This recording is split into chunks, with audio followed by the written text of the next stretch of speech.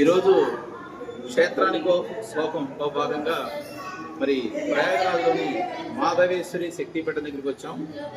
ఈరోజు చిన్నారి యశస్సుతో పాటు నేను కూడా ఒక భగవద్గీతలో శ్లోకాన్ని చెప్తాను. యదా సంహరితే ఛాయం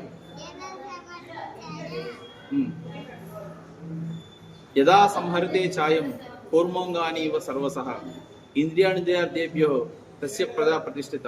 అంటే ప్రతి మనిషి కూడా తాబేలు తన అంగాల్ని ఎట్లాగైతే, అంటే కాళ్ళు చేతులు తలక ఎట్లాగైతే లోపల తీసుకుంటుందో మనకున్నటువంటి కోపాన్ని కానీ, ద్వేషాన్ని కానీ, దురాశని కానీ, అసూయని కానీ వీటన్నిటి కూడా మనం తగ్గించుకున్నప్పుడు మన జ్ఞానం స్థిరమైనదిగా ఉంటుందని చెప్పేసి భగవద్గీతలో గీతాచార్యులు చెప్పడం జరిగింది. మరి ఈరోజు ప్రయాగరాజులో మాధవేశ్వరి శక్తిపీఠం దగ్గర మన యొక్క ఈ శ్లోకాన్ని చెప్తున్నాం. ప్రతి ఒక్కరు అరిషడ్ వర్గాలను తగ్గించుకున్నప్పుడే మన జ్ఞానం స్థిరమైనదిగా ఉంటుందని చెప్పేసి గీతాచార్యులు చెప్పడం జరిగింది.